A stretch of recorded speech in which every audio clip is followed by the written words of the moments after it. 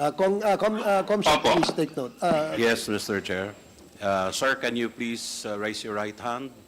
Do you swear to tell the truth, the whole truth, and nothing but the truth in this congressional inquiry, so help you God? Yes. Thank you, Mr. Asherto. Okay, thank sir. you, Colonel Asherto. Pwede po bang ulitin ninyo inyong report kanina? Banggitin ko lang po yung mga yung mga naalala ko mga operation namin. Una po, yung San Tipolo, na unang pagkakataon na merong nahuling akto na nagluluto sa loob ng Shabu Laboratory.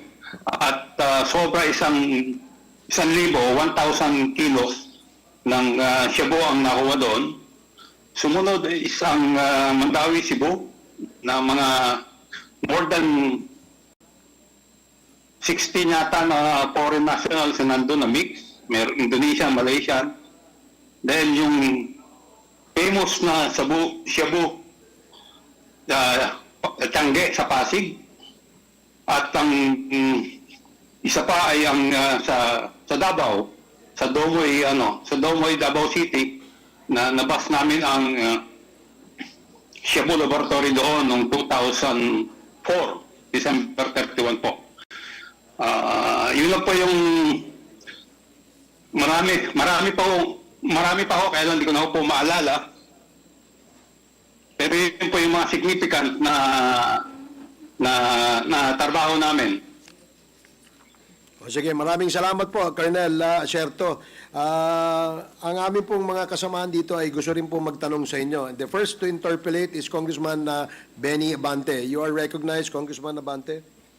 Magandang umaga sa iyo at Colonel Asherto. Magandang umaga po. Kayo po pala ay na-assign na sa iba't ibang PNP stations, ano po? Sa totoo po, ako po ay lagi naka-assign sa mga task forces. Hindi po ako na-assign sa station o sa probinsya. Lagi pong special unit yung aking pong assignment. At kayo po ay, Anti-illegal drugs sa PAOP. at kayo po ay nasa ilalim ng sino pong opisyal, usually? Sa isa lang po ba kayo nasa ilalim ng opisyal o ilang opisyal lang nasa, kayo po ay nasa ilalim nila? Ang mga boss ko po ay yung mga director namin, director ng HOT o Task Force Commander, na sila General Agripay hanggat umabot kay General Bacalso, General Nick De Leon,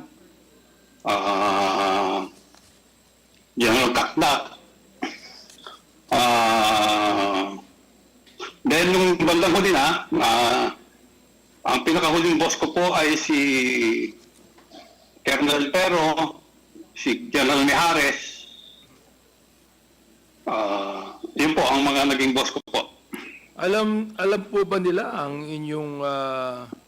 inyong involvement sa mga operasyon na ito? At alam po ba nila ang inyong mga in-expose recently? Involved po ba sila dyan o hindi po? Ako po, hindi man po ako nagtatrabaho ng hindi alam ng boss ko. Alam po nila lahat yon. Kung ang tinutukoy niyo po ay tungkol dun sa report na ginawa ko tungkol kay Michael Yang at kay Alan Lim, alam po yan ng aking director during that time na si Director Mijares. Meron po ba silang ginawang report tungkol dito o kayo po ba ay nag-agree po ba sila sa inyo o sila po ba ay sumang-ayon o nakasama kayo upang expose to mga bagay na ito? Kasawiyang palad po, sinabit ko po ang report ko kay General Bato, pero wala pong nangyari. Hindi po niya inaksyonan. Iba po ang ginawa niya. Ang ginawa niya is ang kinausap niya ay si Alan Lim. Imbis na ako yung kausapin niya na gumawa ng report, si Alan Lim ang kinausap niya. Then, nagbigay din po ako ng report kay Director General Aquino ng PIDEA. Sa kanya naman po, in fairness po sa kanya, pinatawag niya ako, kinausap niya ako, in-explain ko sa kanya yung report ko kung paano ko nakuha, at ang sabi niya, ipapaabot niya sa Malacanang. Pero, nung pumutok na po ito, medyo nag-deny po siya na ang sabi niya is hindi niya maalala kung kanino niya binigay sa Malacanang. Nakakapagtaka naman po noon eh. Napaka-importante yung report, di alam kung kanino iniwan yung report, kanino ibinigay. Then nagbigay din po ako ng report kay General Albayalde, Chief PNP Albayalde. At nung una, dininay niya, ganun din, dininay niya nung una, pero nung sinabi niya siyang mayroong litrato, medyo naalala niya. So inamin din niya, pero wala siyang ginawa. Katulad nila General Bato de la Rosa, Aaron Aquino, at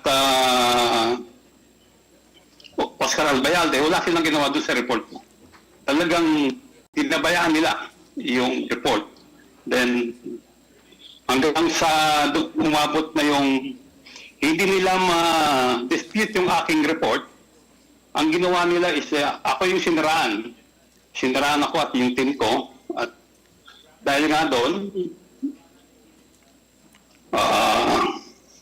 yung isang kasamahan ko na gumawa ng report, binukot, si Captain Lito Perote, hanggang ngayon nawawala. At ang isa ay binaril, namatay, si retired Master Sergeant Jerry Liwanag. Wala pong umaksyon sa report ko. Ano po ang posisyon ni Senator Bato de la Rosa nung kinausap niyo siya tungkol sa bagay na ito? Siya po ang chief painting noon, pero hindi po kami nag-usap ni minsan tungkol sa report ko. Hindi niya ako kinausap. Ang kinausap niya ay si Alan Lim o si Lin Wenxiong. Yun ang kinausap niya. Kung hindi po kayong Tapos- kinausap ni Senator Bato, paano po niya nalaman ang inyong operasyon? Nalaman niya po na meron akong report dahil meron po nagsabi sa kanya na meron akong report tungkol kay Lin Wenxiong o Alan Lim. Nalaman niya yung report ko na kay Director Tascolan. Pinawagan niya po si Director Tascolan at pinakuha niya yung report ko. Nalaman ko po ito kasi tinawagan ako ni General Tascolan. Tinatanong ako kung nag-usap kami ni Chief PNP Bato that time. Kasi bakit daw pinapakuha yung report ko. Ang sabi ko kay General Tascolan, sir, hindi po ako pinakausap. Hindi ko po alam kung paano niya nalaman na meron akong report na ibinigay sa inyo. Noong pong 2017, sino po ang Director General ng Philippine National Police? Si Bato rin po ba? During that time po, siya pa po ang director. At kayo po'y gumawa ng isang Director report. General. Kayo po'y gumawa ng isang report noong 2017 na kung saan lumabas ang pangalan ng mga high profile na mga tao. Katulad ni na Michael Yang at Alan Lim, na kilalang parehong malapit kay dating Pangulong Duterte. Tama ho ba ito? Opo, at actually meron pa isang pangalan po doon si Johnson Chua. Johnson Chua. Opo, ito pong report na ito ay naibigay po kay Senator Bato noong panahon niya.